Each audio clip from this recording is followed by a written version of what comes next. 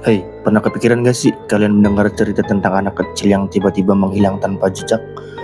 Rasanya serem banget ya. Apalagi kalau penculiknya bukan manusia biasa. Bayangkan kalau kalian sedang sendirian di rumah, lalu ada suara ketukan pelan di jendela, dan ternyata bukan orang tua kalian yang mengetuk.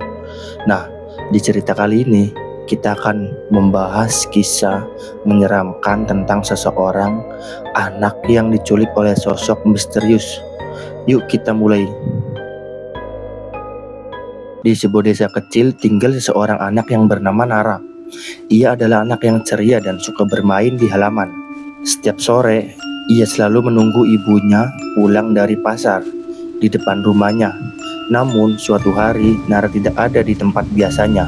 Hingga malam tiba, seseorang menemukan jejak kaki kecil di tanah yang menuju ke arah hutan. Anehnya, di ujung jejak kaki itu ada bekas tangan panjang yang seperti mencekram. Beberapa orang di desa cerita bahwa pernah ada kejadian serupa. Anak-anak yang sering hilang ditemukan dalam keadaan linglung di tengah hutan. Tidak ingat bagaimana mereka sampai di sana. Sebagian mengatakan mereka mendengar suara perempuan berbisik di telinga mereka sebelum tiba-tiba berada di tempat asing. Kembali ke Nara, pencarian terus dilakukan hingga tengah malam. Di tengah keheningan, terdengar suara sayup-sayup seperti tangisan anak kecil. Suara itu berasal dari dalam hutan. Dengan berbekal senter, penduduk desa dan keluarganya masuk ke dalam hutan mengikuti suara tersebut. Mereka akhirnya menemukan Nara. Ia duduk di bawah pohon besar dengan mata kosong, seperti sedang menatap sesuatu yang tidak terlihat. Ketika disentuh, tubuhnya terasa dingin. Akhirnya ia sadar.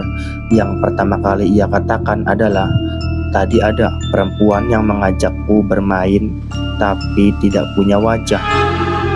Sejak malam itu, warga desa selalu mengingatkan anak-anak untuk tidak keluar rumah saat menjelang malam.